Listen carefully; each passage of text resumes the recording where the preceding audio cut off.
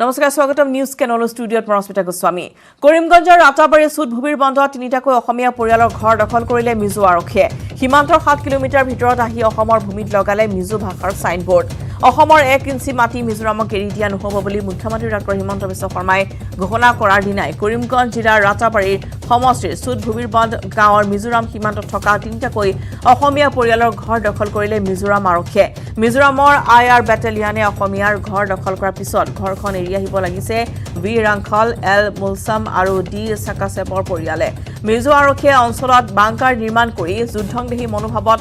আগ্ৰাসী ৰূপত সাজু হৈ আছে বুলি জানিব পৰা গৈছে আনহাতে সীমান্তৰ 7 কিলোমিটাৰ ভিতৰত আহি অসমৰ ভূমি ৰংপুৰত আৰিলে মিজো ভাষাৰ সাইনবোৰ্ড কিন্তু এতিয়ালৈকে অসম চৰকাৰ তথা অসম আৰক্ষীৰ ফালৰ পৰা অসমীয়াৰ ঘৰ উভতাই অনাৰ বাবে কোনো বিশেষ পদক্ষেপ পৰিলক্ষিত হোৱা নাই জানিব পৰা মতে মিজোৰামে ড্ৰোনৰ সহযোগত সীমান্ত অঞ্চল পৰ্যবেক্ষণ কৰিছে আৰু আজি পুৱাৰে পৰা YMA নামৰ সংগঠনটোৱে মাইকৰ জৰিয়তে মিজো জনগণক যিকোনো পৰিস্থিতিৰ সন্মুখীন হোৱাৰ বাবে সাজু হৈ থাকিবলৈ আবেদন জনাইছে ইফালে মিজোৰামে কালালিয়ান এলেকাৰ পৰা জেচিবি লগাই পথ নিৰ্মাণৰ খবৰ পোৱা গৈছে যিকোনো মুহূৰ্ততে আগ্ৰাসী মিজোৰামে আক্ৰমণ কৰিব পাৰে বুলি আতংকিত হৈ পৰিছে স্থানীয় ৰাইজ আৰু তেওঁলোকে মুখ্যমন্ত্ৰীৰ হস্তক্ষেপ কামনা কৰি নিৰাপত্তা ব্যৱস্থা কটকটীয়া কৰাৰ আবেদন জনাইছে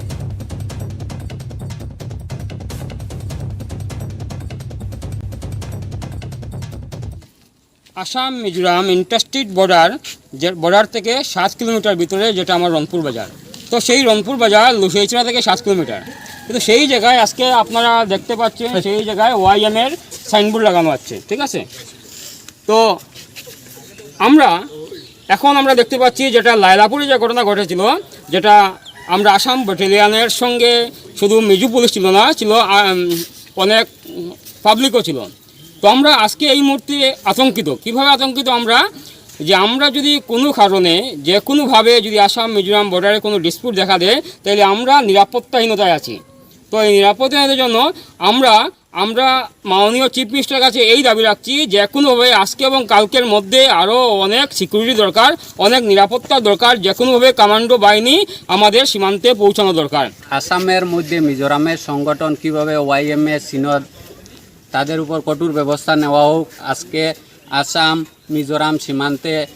কন্ডিশন খুব খারাপ আমাদের আসামের 3টি বাড়ি ওরা জোর জবরদস্তি করে দখল করেছে এবং এখানে স্থানীয় মানুষদের হুমকি দিয়েছে যে কোনো সময় ফায়ারিং হইতে পারে তোমরা এখান থেকে সরিয়ে যাও এটা আমরা মিজোরামের এরিয়া এটা আমরা মিজোরাম এটার লাগি আমি মাননীয় মুখ্যমন্ত্রীর কাছে এটা যে আসাম মিজোরাম সীমান্তে সেন্ট্রাল ফোর্সের ব্যবস্থা করার জন্য আবেদন করি মিজো আৰক্ষীৰ আক্ৰমণৰ ঘটনা তদন্ত চলাবলৈ দিল্লীলৈ অসম আৰক্ষীৰ এটা দল CIDৰ বিষয়াকে ধৰি উচ্চ পৰ্যায়ৰ এই দলটোৱে জেৰা কৰিব মিজোৰামৰ ৰাজ্যসভাৰ সাংসদ কে ভানলাল ভেনাই সংবাদ মাধ্যমৰ আগত দিয়া বক্তব্যত কেতবোৰ চাঞ্চল্যকৰ তথ্য সদৰি কৰিছে 26 জুলাইত লাইলাপুৰত অসম আৰক্ষীৰ ওপৰত কেনেদৰে আক্ৰমণ চলোৱা হৈছিল তাৰ ব্যাখ্যা কৰিছিল সাংসদগৰাকীয়ে আনকি অসম আৰক্ষী লাইলাপুৰলৈ গ'লে পুনৰ আক্ৰমণ কৰাৰ ভাবুকি দিছিল সাংসদজনৰ এই মন্তব্য প্ৰকাশ পোৱাৰ পিছতে সাংসদজনক জেৰা কৰাৰ বাবে দিল্লীত উপস্থিত অসম আৰক্ষী দলটো লাইলাপুৰৰ ঘটনা সন্দৰ্ভত কাছাৰ জিলাৰ ধলাই থানাত 236/21 নম্বৰ এটা গোচৰ ৰুজু কৰা হৈছে ভাৰতীয় দণ্ডবিধিৰ 120B 447 336 379 333 307 302 নম্বৰ ধাৰা আৰু অস্ত্ৰ আইনৰ 251A নম্বৰ ধাৰাৰ অধীনত গোচৰ ৰুজু কৰা হৈছে আক্ৰমণৰ ঘটনাৰ জড়িত তথ্য দিয়া লোকক 5 লাখ টকা পুৰস্কাৰ ঘোষণা কৰিছে আৰক্ষীয়ে অসম আৰক্ষীয়ে ইতিমধ্যে ঘটনা সন্দৰ্ভত ফটো গেলাৰীৰো ব্যৱস্থা কৰিছে লাইলাপুৰ ঘটনাৰ FIRত মিজোৰামৰ কোলাশিব জিলাৰ SP হানলাফাকা ৰালটে অতিৰিক্ত আৰক্ষী অধীক্ষক এল দাসিদ আৰু ব্ৰোছ কোলাশিব জিলাৰ উপায়ুক্ত ডক্টৰ H লালথিল গ্লিয়ানাকে ধৰি কেইবাজনৰ বিৰুদ্ধে গোচৰ ৰুজু কৰিছে এজাহাৰ দাখিল কৰিছে 5ম অসম আৰক্ষী বেটেলিয়নৰ Patrick ৰংহাঙে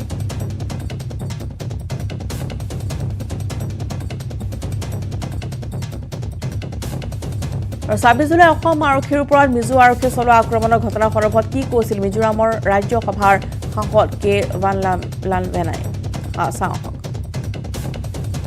Assam police more than 200 policemen led by IGP enter Mizoram territory passing through central para military force camps on the side Mizoram side, the central government last year deployed CRPF for peacekeeping force.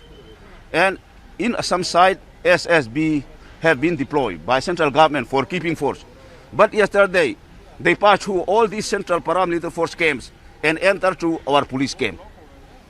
And they pushed back our policemen from our own post. And after that, our government asked Assam government to leave this post peacefully. However, they don't want to leave our post, and they gave firing order first. Before we fire them, they have already fired us so many times. But Assam Chief Minister has alleged that Yeah. the six jawan of Assam police Yeah, died, yeah. 80 injured due Yeah. to the firing from your side, not from Yeah, Assam yeah, police yeah. side. Yeah, we shot them dead because they shot us first. Whenever they charge our duty post, why don't we shot them dead? They are lucky that we don't kill them all. If they come again, we shall kill them all. Okay.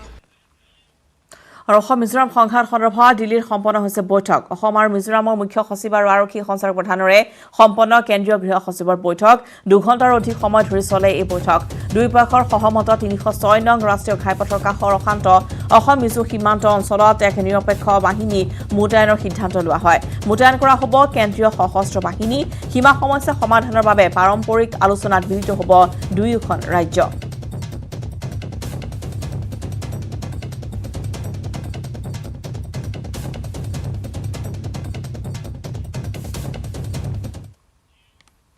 লাইলাপুৰত Mizo আৰক্ষীয়ে অসম আৰক্ষীৰ ওপৰত চলোৱা আক্ৰমণৰ ঘটনাক লৈ মিজোৰামৰ IGP জন নেইলাইয়াই সমস্ত দুখ অসমৰ ওপৰত জাপি দিয়াৰ চেষ্টা কৰিছে মিজো আৰক্ষীয়ে চলোৱা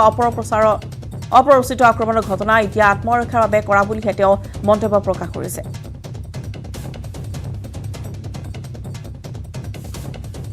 On Monday, the 26th, the Assam police, I think they were about 200 strong, led by IGP and other senior officers. They came and overrun the CRPF camp, which was deployed as a neutral force by the government of Mizoram. Then our police camp, which was adjacent and towards Mizoram, was overpowered and captured by them. And negotiations were there, and our boys, who were about 20 in number, they tried to resist, but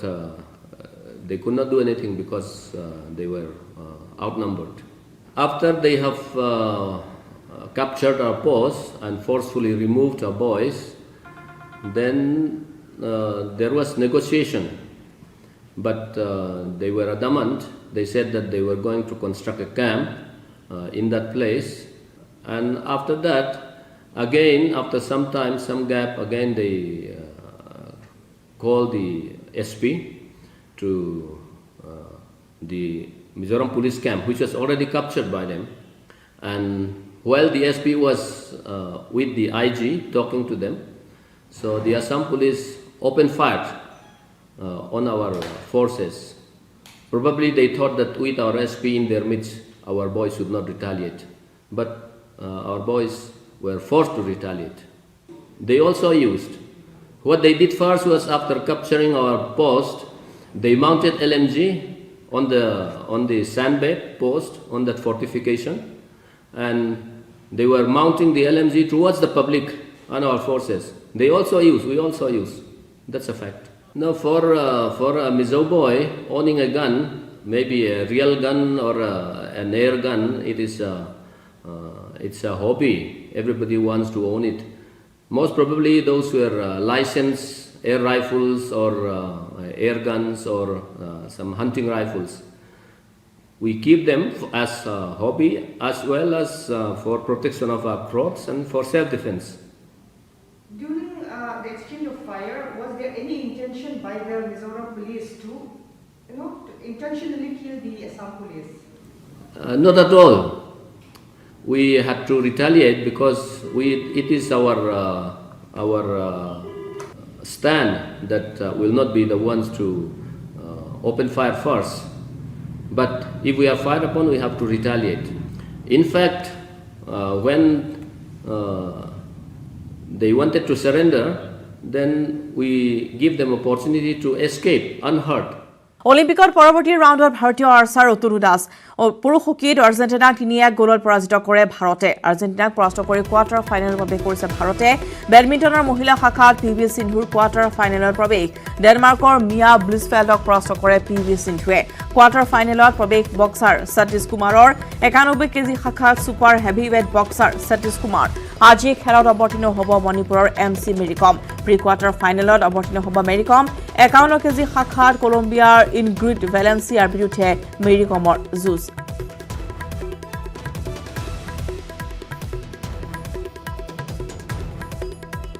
আৰু অলিম্পিকত কোন দেশৰ অগ্ৰগতি সেয়া আমি আপোনালোকক দেখুৱাইছো television স্ক্ৰীনত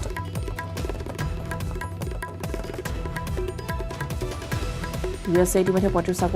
পদক আজুৰিবলৈ সক্ষম হৈছে চীনে 28টা জাপানে 22টা আৰু ভাৰতে এতিয়ালৈকে এটাৰ পদক লাভ কৰিছে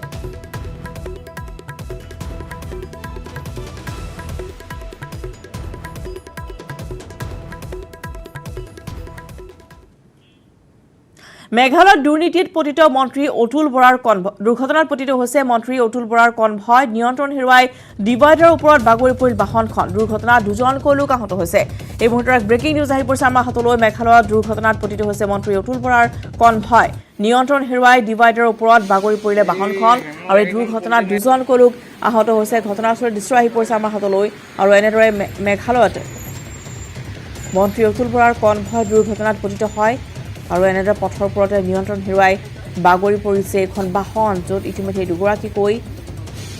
লোক আঘাতপ্ৰাপ্ত হোৱা বুলি জানিব পৰা গৈছে নিশ্চয় দেখুৱাইছোঁ ডিভাইডাৰৰ ওপৰতে এনেদৰে ৰাস্তাৰ ওপৰতে বাগৰি পৰিছে এখন বাহন আৰু এই ঘটনা সংঘটিত হৈছে মেঘালয়ত দুৰ্ঘটনাত পতিত মন্ত্ৰী অতুল বৰাৰ কনভয় আৰু এই বাহনখন বাগৰি পৰাৰ ফলতে দুজনকৈ তাত থকা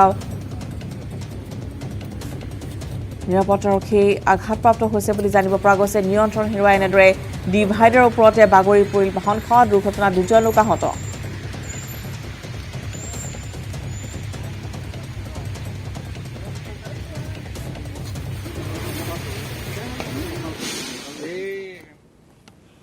ফলে লাইলাপুৰত উপস্থিত হৈছে বিশেষ আৰক্ষী সঞ্চালক প্ৰধান জিপি সিং অসম মিজোৰাম সীমান্ত লাইলাপুৰত উপস্থিত হৈছে জিপি সিং অভিভাৱক মন্ত্ৰী অশোক সিংহালৰ সৈতে উপস্থিত SDGP সিং লগতে সংগ দিছে শিলচৰ সাংসদ ৰাজদীপ ৰয়ে লাইলাপুৰৰ পৰিস্থিতি পৰ্যবেক্ষণ কৰিছে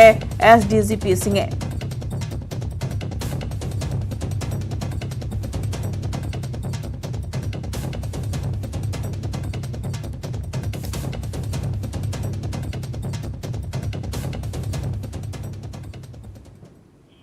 আৰু তেজপুৰত অসম মিজোৰাম সীমান্তৰ লাইলাপুৰত শ্বহীদ হোৱা অসম আৰক্ষীৰ বীৰ জোৱানক শ্ৰদ্ধাঞ্জলি সদৌ অসম সংখ্যালঘু ছাত্ৰ ইউনিয়ন চমুকৈ আমচুৰ শোণিতপুৰ জিলা সমিতিয়ে চহৰখনৰ এক্স পুলিচ লাইনস্থিত শ্বহীদ বেদী স্থলীত বন্তি প্ৰজ্বলন কৰি শ্ৰদ্ধাঞ্জলি জ্ঞাপন কৰে বীৰ শ্বহীদক অসম মিজোৰাম সীমান্তত লাইলাপুৰত যি ঘটনা সংঘটিত হ'ল এই বৰ্বৰ হত্যাকাণ্ডক আমি ধিক্কাৰ জনাইছোঁ আৰু গৰিহণা জনাইছোঁ আৰু এই শ্ৰদ্ধাঞ্জলি অনুষ্ঠান আমি সমগ্ৰ অসম জুৰি কেন্দ্ৰীয় সমিতিৰ নিৰ্দেশ মৰ্মে প্ৰতিখন জিলাতে আমাৰ এই শ্ৰদ্ধাঞ্জলি অনুষ্ঠান আমি আজি অনুষ্টুপীয়াকৈ হ'লেও অনুষ্ঠিত কৰিছোঁ কোভিড প্ৰট'কল নীতি নিয়ম যদিও ভংগ হৈছে কিন্তু আমাৰ এই যি আৱেগ আছে আমাৰ এই যি অসম আৰক্ষীৰ 6জন বীৰ শ্বহীদক আমি হেৰুৱাব লগা হ'ল এই শ্বহীদসকলৰ আত্মাৰ সদ্গতিৰ বাবে আমি আজি এই শোণিতপুৰ জিলা সমিতিৰ উদ্যোগত তেজপুৰ এক্স পুলিচ লাইনস্থিত শ্বহীদ স্মৃতিস্তম্ভৰ প্ৰাংগণত আমাৰ এই শ্ৰদ্ধাঞ্জলি অনুষ্ঠান আমি অনুষ্টুপীয়াকৈ অনুষ্ঠিত কৰিছোঁ পেট্ৰল ডিজেলৰ মূল্য বৃদ্ধিৰ প্ৰতিবাদত সংসদলৈ চাইকেল চলাই আহিল ৰাজ্যসভাৰ সাংসদ ৰিপুন বৰা দিল্লীৰ ৰাজপথত চাইকেল চলাই সংসদলৈ আহিল ৰিপুন বৰা পেট্ৰল ডিজেলৰ মূল্য বৃদ্ধিৰ বিৰোধিতা কৰিছে সাংসদগৰাকীয়ে মই জনাইছোঁ যে পেট্ৰল ডিজেলৰ মূল্য বৃদ্ধি আৰু তাৰ প্ৰতিবাদ কৰিছে বিভিন্নজনে এইবাৰ এই প্ৰতিবাদত সংসদলৈ চাইকেল চলাই আহিল ৰাজ্যসভাৰ সাংসদ ৰিপুন বৰাই দিল্লীৰ ৰাজপথত চাইকেল চলাই সংসদলৈ আহিল এয়া ৰিপুন বৰা পেট্ৰল ডিজেলৰ মূল্য বৃদ্ধিৰ বিৰোধিতা কৰিছে সাংসদগৰাকী আৰু সংসদলৈ এনেদৰে চাইকেলত তেওঁ অহা পৰিলক্ষিত হৈছে চাইকেল চলাই এয়া পেট্ৰল ডিজেলৰ মূল্য বৃদ্ধিৰ বিৰুদ্ধে প্ৰতিবাদ সাংসদ Ripun Bora petrol diesel gas का महंगाई कम करो पेट्रोल डीजल गैस का महंगाई कम करो पेट्रोल डीजल गैस का महंगाई कम करो पेट्रोल डीजल गैस का महंगाई कम करो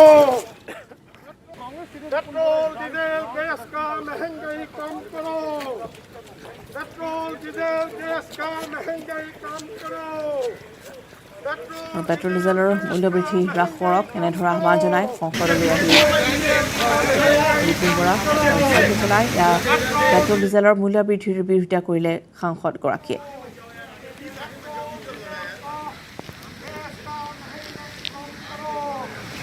पेट्रोल डीजल गैस का महंगाई कम करो पेट्रोल डीजल गैस का महंगाई कम करो पेट्रोल डीजल गैस का महंगाई कम करो पेट्रोल डीजल गैस का महंगाई कम करो petrol diesel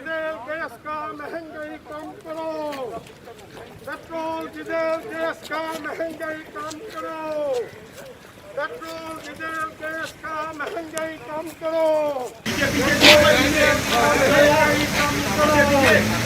petrol diesel gas का महंगाई कम करो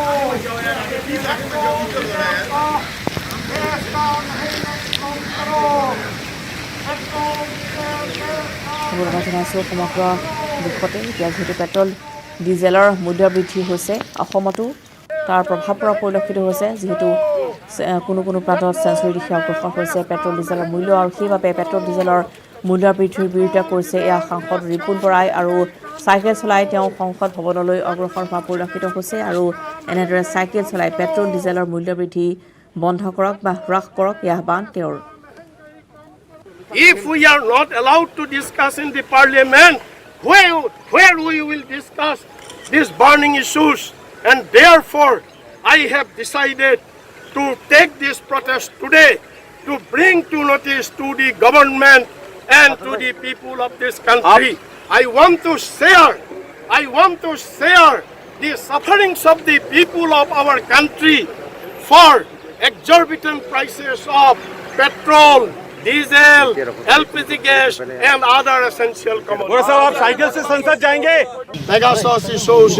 then this price rise issues, then farmers issues, all these issues we have been. Today also we will demand again. आप साइकिल से जाएंगे अभी? Yes, I will go to. Goalpara জিলাৰ ডুবাপাৰা আৰু পাহাৰ সিংপাৰা পাটি শিল্পৰ বাবে দুখনকৈ বিখ্যাত গাঁও দুখনৰ 400টা পৰিয়াল এই শিল্পৰ লগত জড়িত পৰিয়ালৰ প্ৰতি গৰাকী লোকৰ হাতৰ পৰহত প্ৰস্তুত হয় আটকধুনীয়া শীতল পাটি আৰু এই শীতল পাটি বহিৰাজ্যৰ লগতে চুবুৰীয়া ৰাষ্ট্ৰসমূহলৈও ৰপ্তানি হয় যদিও কৰোনা ভাইৰাছৰ ভয়াৱহতাৰ বাবে গাঁও দুখনলৈ বিপৰ্যয় নামি আহিছে শীতল পাটি প্ৰস্তুত কৰি ঘৰ চলোৱা পৰিয়ালসমূহ এতিয়া তীব্ৰ